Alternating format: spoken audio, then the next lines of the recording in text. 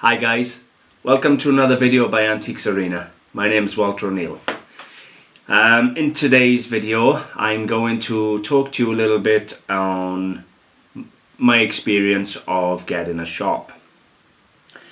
Now I know there's plenty of you out there who, like myself, work the markets, work the car boot sales. Maybe you want a shop, maybe you're thinking you can't afford a shop, maybe you're too scared to take a plunge like I was, or maybe you just keep procrastinating and putting it off for whatever reason. My dream's always been to have a massive antique centre, a little section for myself and rent cabinets, and I will get there. I almost took that leap of faith now, but I didn't have enough money back in me that I felt confident I can make it work. So I've done a little list here of things I'm going to go through in this video. Just a little chat.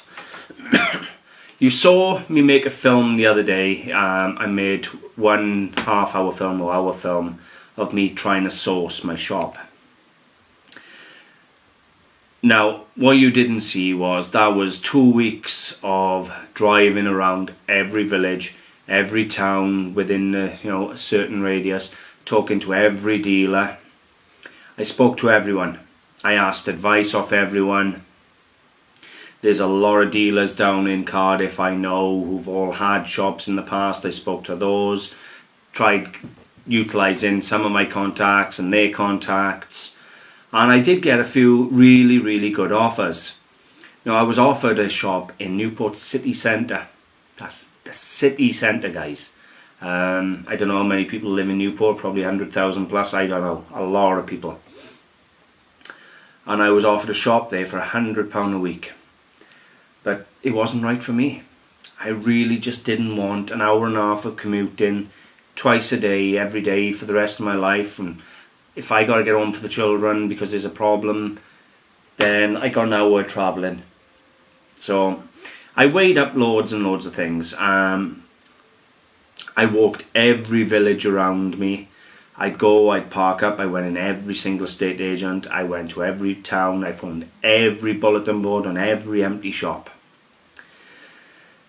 Eventually I found quite a few shops that were suitable and within the vicinity I wanted to work.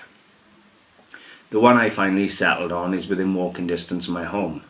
So that's pretty good. I don't mind that.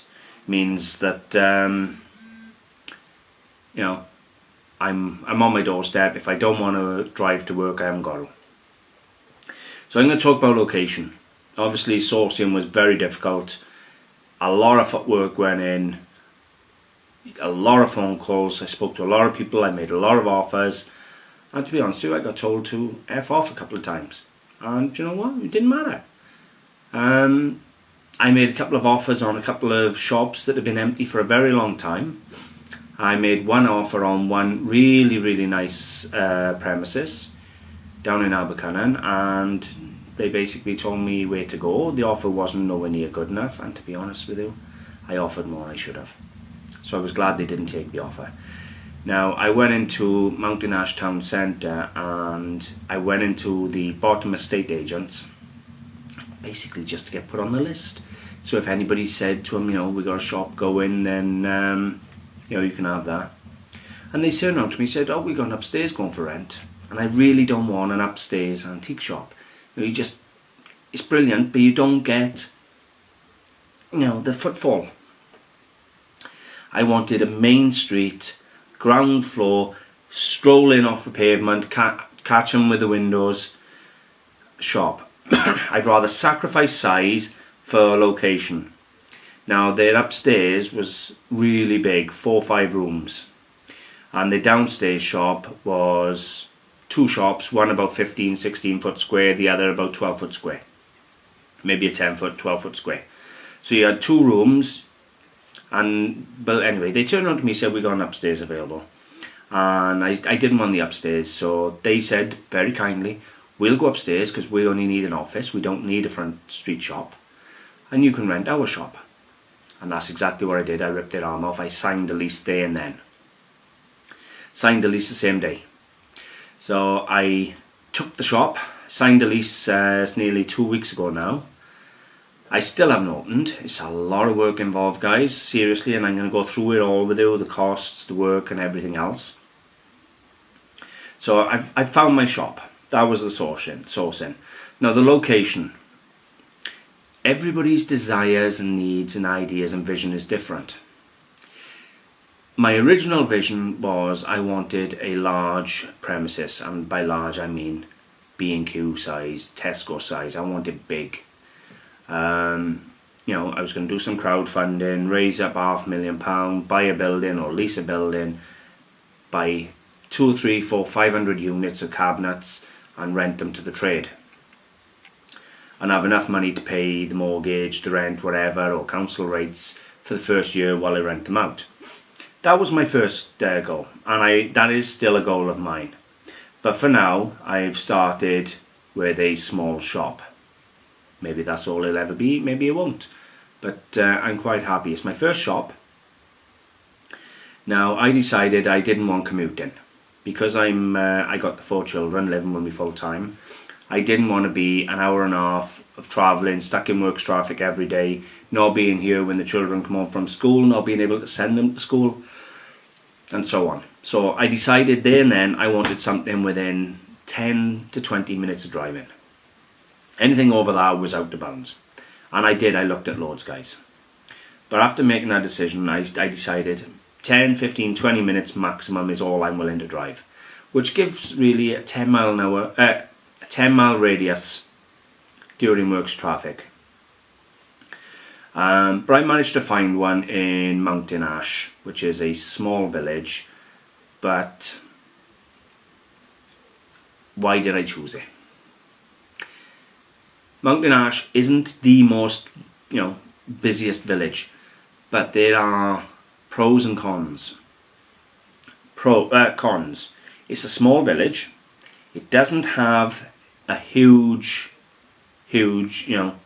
business. It brings in the locals then, if you like. They shut half day on a Thursday. Not compulsory, but a lot of them shut half day, so you lose a lot of the public trade. And the shop is small. Now the pros. I'm doing antiques and jewellery. There hasn't been a jewellery shop in Mountain Ash for years and years and years. They're crying out for a jewellery shop. But, people are finding out while I'm down here working in the shop it's going to be an antiques and jewellery shop, and they're literally bouncing out the door, can't wait for it to open. So I've already got that. I'm going to have all the jewellery. Now I'm in a little village here.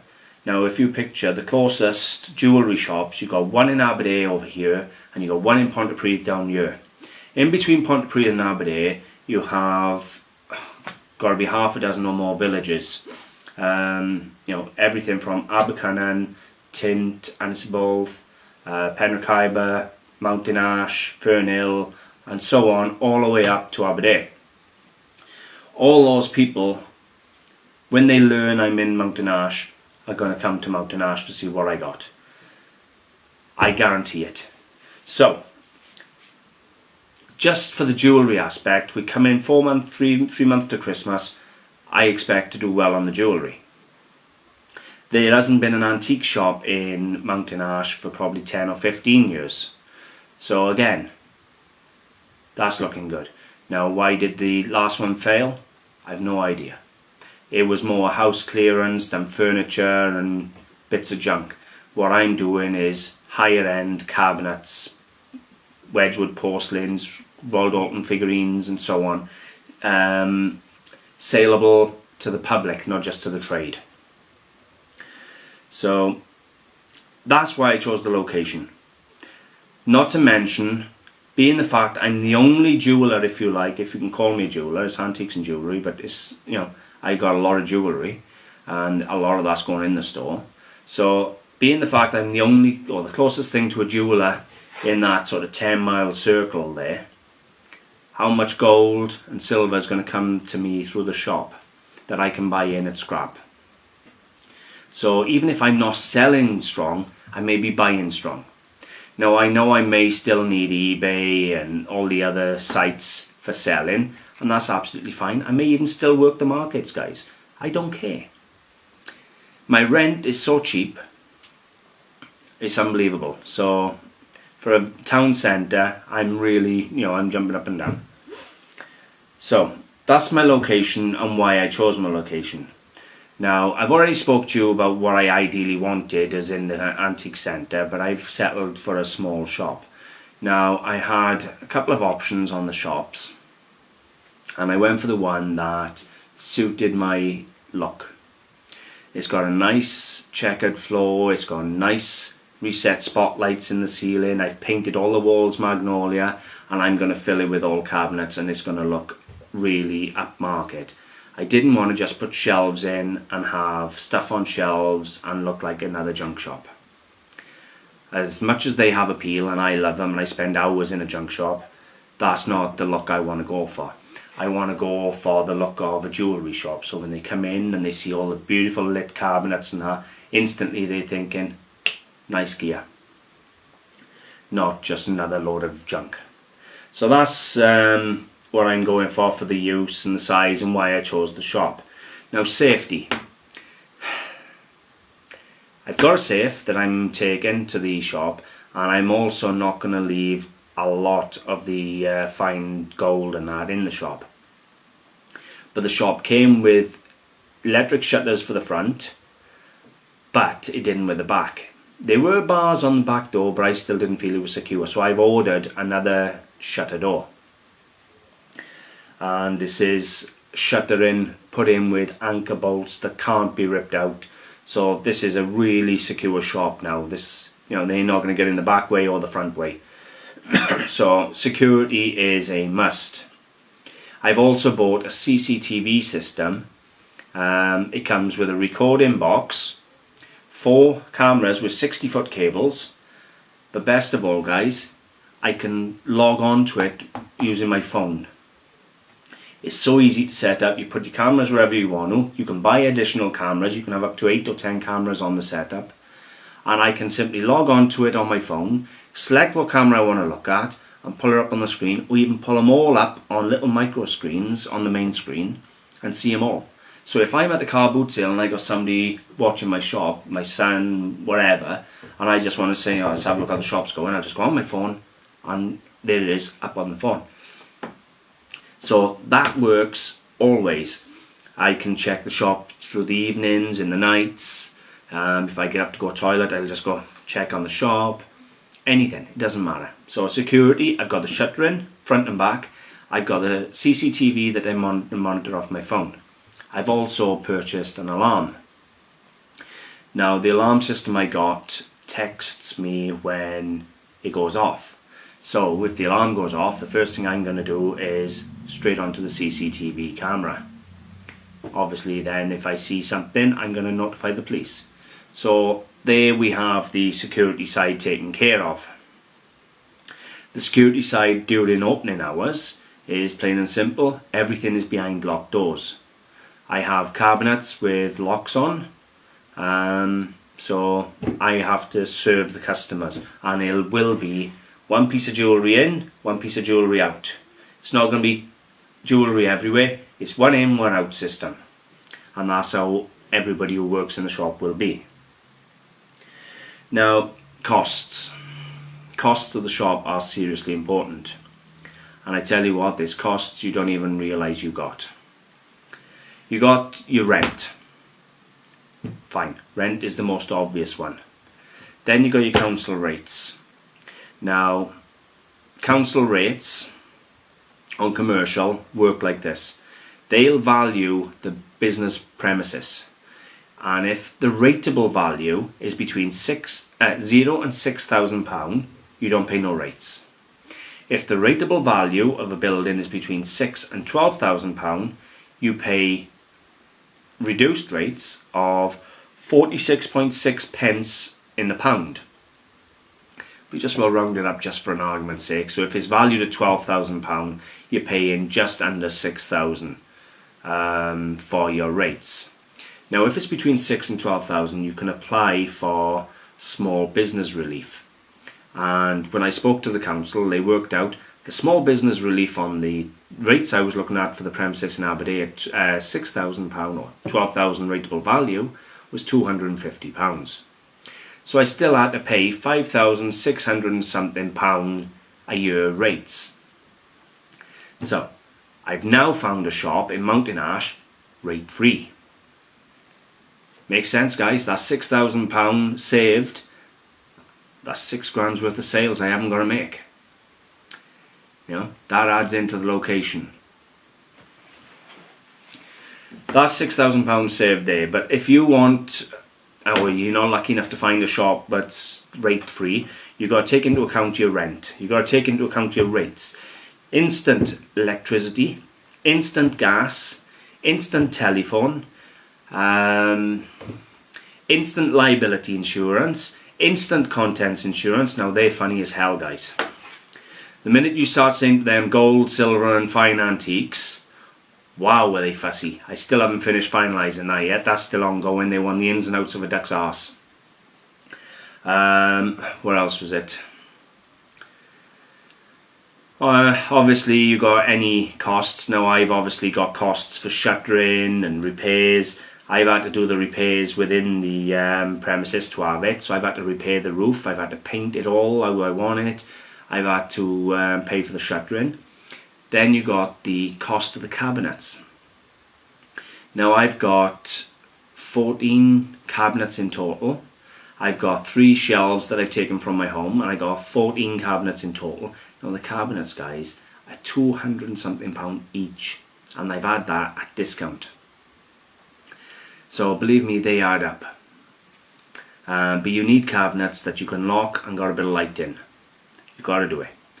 So that's, you know, that's just to start with. I'm going to pull up my purchase list now just to give you an idea of some of the costs involved that I've had, you know, it's not just the cabinets and things like that, and the rates and the rent and the electric, even silly things. I bought a plastic sign to go in the front door with opening and closing times, £5.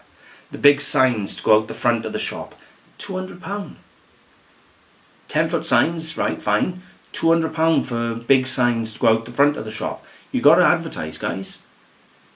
I'm going to sell a lot of jewellery.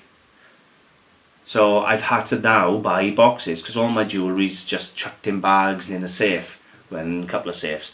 But I've had to buy jewellery boxes, and I've spent hundreds just on jewellery boxes now because I've had to buy like 200 and 300 ring boxes, 200 and 300 bracelet boxes, 200 and 300 brooch boxes. Now I know I could have just displayed the stuff out on trays and had 1 pack of each box if you had to do it that way, and when you sell it, put it in a box and then give it to them. I'm not doing it that way. The way I'm setting up my cabinets is I'm going to mix the jewellery through all the cabinets. I don't want cabinets of antiques and then cabinets of jewellery, because people will come in who want the jewellery and they'll go to the jewellery, people who want the antiques won't look at the jewellery, and vice versa. If I got it all mixed and I got it looking beautiful, they may come in for a bit of jewellery and see a vase they like, or they may come in for an antique and see a piece of jewellery they like. So it'll be mixed. It'll all be boxed, so I may have at the back of the shelf, it'll be like vases or figurines, and then something smaller in there, and then a bit of jewellery at the front type thing. And that's how I'm going to set it all, but it'll all be boxed and it'll look beautiful. So I've had jewellery boxes. Believe it or not, I've spent a couple of £100 on jewellery boxes. I bought a till. It's £100 for a till, guys, and that's the cheapest one on eBay, pretty much. New till, obviously. Then what do I have to buy? Till rolls. You know, you need till rolls to go in them. There's another 20 quid for till rolls. Now, carrier bags. Now everybody knows you've got to pay for carrier bags. Now I've been on eBay looking for carrier bags and everything, and I couldn't find the ones I wanted. I really couldn't. Now these ones are very expensive really for what they are. 5 carrier bags, and they're only small, as you can see, for £1.50, and these come from what? They're almost an arts and crafts bag. They're a paper bag with a rope handle, but I wanted something unique and quality for putting the jewellery in. So if I sell a piece of jewellery for £20 or £100 or £1,000, it'll have a really nice bag to put it in. But I didn't just want the bag. So I then paid a tenner for a self-inking stamp that I can put Antiques Arena across here. So now, when I sell something, it'll be stamp, and they'll be walking around with an Antiques Arena bag. Again, £1.50 for the carrier bags, and that'll add up fast if I'm having lots of sales, but then the money's coming in, so I don't care. A tenner for the stamp. I can stamp receipts, I can stamp the carrier bags, whatever. I bought books. I bought books to keep the sales records and everything else. I've bought cards so people can do layaway. So if they want to buy an item and pay weekly, I'll pack the item away, I'll stamp the Antiques Arena stamp by the payments and sign it. They can't reproduce that. So if they want to keep a record then of, let's say they buy a ring or a necklace for £100 and they pay me £5 a week or whatever until they buy it, I've got the stamp. But I had to buy the receipt books. They weren't cheap. The till, what else have I bought? Trying to give you a full list of the I've had the CCTV, the cabinets, the till, the carry bags, the books, the signs, boxes. I think that's about it for the initial things I can think of for the startup. Now, a couple of things you need to bear in mind as well, I should have covered them when I was talking about location, is parking. Do you know, you can be paying, depending on where you go, between a £5 a day and £25 a day for parking. Now, I went to Cardiff and one car park was £25 a day to park in there for the full day. Others charged you a couple of pound an hour. Some places are a £5 for the full day. I think it was one in Newport I went to, and that worked out about £12.60 for the day. Now, you do that 6 days a week at a tenner a day, that puts another £60 a week on your rent. You take into account the travelling, the commuting between A and B, that can put another £10 or £20 a day in your fuel. It's all got to come into the costs over the year, guys. If you work 300 days of the year, out of the 300 and whatever, you work 300 days a year, multiply that by a tenner for parking, is £3,000. You multiply that by a tenner for fuel, is another £3,000. It's £6,000 of costs you haven't even calculated into your startup costs. Then of course you've got your staff. Are you going to run the shop? If you're going to run the shop, great, but how are you going to buy your stock? There's bound to be times, like with me, I need a Thursday morning, a Wednesday morning, a Saturday morning, I need to be away from the shop. So I'll have family working in the shop. I'm lucky, I'll have family there that I trust and that I can have helping me in the shop. A lot of you will have to pay somebody. And then you've got to look into pension plans and all the employee rights and all the rest of it that the government force you to do now. Minimum wages and even if you have one employee now, I think you still have to pay into a pension pot for them. There's all sorts of things. National insurance, insurance for your staff is everything, guys. And that's something I'll have to look at later on if I end up going for a cabinet. So all in all, it may sound a very daunting experience, and to be honest with you, it has been very hard the last 2 weeks. I haven't been able to keep up with the YouTube and Facebook as much over the last 2 weeks. I've been a bit slow with the comments and things, and I'll apologise for that now, and it is simply because I'm trying my hardest to get my head around all the different things you've got to look at and for the startup in order to be successful. And even then, you're in the hands of the gods that people are going to come in and buy. But if I can sell at car boot sales and make a profit, guys, I can sell in a shop. Plain and simple, I will draw them in, my shop will be beautiful, it'll be like a moth to a flame. Or at least that's the plan. But you have to do what you can, as best you can with what you got. Would I recommend it? It's been 2 or 3 weeks of the most stressful time I've had, the busiest time I've had, and you know what? It's also been the most exciting time I've had in ages. Do you know, I got 50 of these boxes washed, priced, and put away ready. Do you know I have bought, there's another cost there that I haven't even covered that. Card, black card from Watt, and gel pens. And I've cut up little black pieces of card and wrote an entire description for every single item that's going in the shop with a price. So when I put the stuff in the cabinets, I will make sure there's a readable and visible description and price next to every single item, even if it means I put less in the cabinets. Less is more sometimes. I've been to antique centres and I thought, well, I ain't going to bother getting them over to open this cabinet. They only want to know the price, and it's probably going to be dear, so I won't bother. So my view is, you have to see the description, you have to see the price. They need to know, you know, I'm selling to general public who don't know where everything is. They need to look at something, and when they like it, go, oh, what is that then? Oh, there's the description. Read what it is, whatever the description may be, and there's the price. And then if they like it, they'll be, can I have a look at this please? Because they already know the price, they already know what it is. All they want to do now is check over the condition and have a hold, and do they really like it as much? Always make sure your prices and your descriptions are readable, guys. And there's a few of you who I'm friends with on here now who do have cabinets. That is one big tip, guys. Make sure every price and every description is visible. And if you don't do descriptive prices for your stock, trust me, it sells by at least 10-20% more if you have a descriptive title, descriptive price. So let's say, for argument's sake, it's a 19th century English drinking glass rummer, £12. Right next to the item. They can read it, they know what it is. A lot of people who go in these antique shops, the general public, for a browse and may take a liking to something. They don't all know what they're looking for, guys. Most of the people who know what they're looking for are dealers and trade, and they want it at a cheap price. If you want to sell to the public who just like something, or maybe they're buying it for someone else, get that descriptive text, get that descriptive price in there.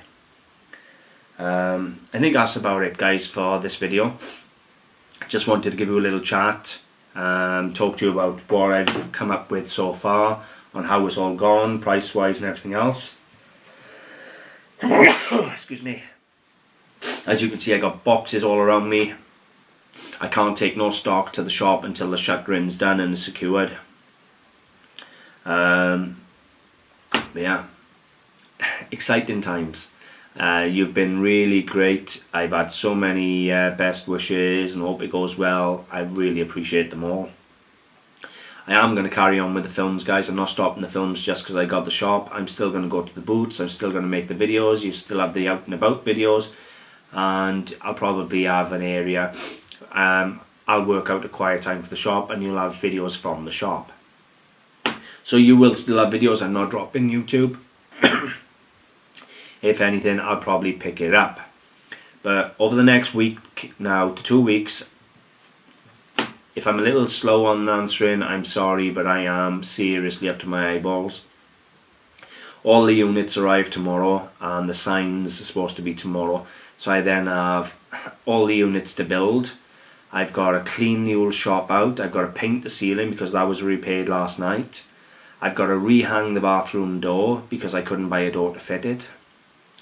The door in the bathroom opened out into the room, and I didn't want that, so I thought I'll take that off and I'll just put a concertina door on because it's only for us to use, and to be honest, I'll be locking the shop when I go to the toilet anyway, because I won't have people coming in the shop when I'm there on my own if I'm in the back room on toilet or something.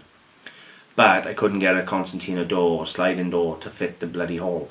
It was previously rented to a charity shop, and they had extra wide doors for people on wheelchairs and that to work there and things. So nothing standardised fits. So I've had to have the door back off the landlord. Now I am going to see if I can rehang it on the other side of the frame so it opens into the toilet as opposed to into the room. But if I can't work it, then it'll just be what it is. I'll deal with it. But all in all, things are going really well. I've published a video tomorrow morning which for you now will be a couple of days ago when you've watched this film. Just a small 5-minute video showing you the shop as it stands. I've been asked to do a step-by-step guide as I'm building up the shop and repairing it and furnishing it and putting the stock in. So I've shown you one of just the premises. I've already painted it, but I haven't finished doing all the repairs and things yet. So you'll see that one. If you haven't seen it, go and have a look. You'll see the shop. It's only a small shop, but it really is cute. The next one you'll see now will be this one, and then the next one will be with all the cabinets in situ. I'll show you that one, and then the one after that will be with the one with all the stock in, and I'll show you with all the stock in and lit up, and then the one after that hopefully will be the grand opening. And boy am I excited, and let's just hope I'm busy. I have put so many man hours into this now, I can't even remember the last time I slept. So it's hard work, but you know what?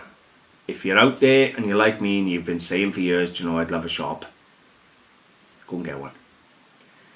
Honestly, you can get them for £100 a week, guys, with no rates. And if you're smart, you can keep your costs to a minimum. You know, I can walk to work. I haven't got to pay parking, but Mountain Ash is free parking. So I'm very lucky. Go for it. You only live once. Be positive. Take a chance. Just don't overextend yourself. Don't overreach.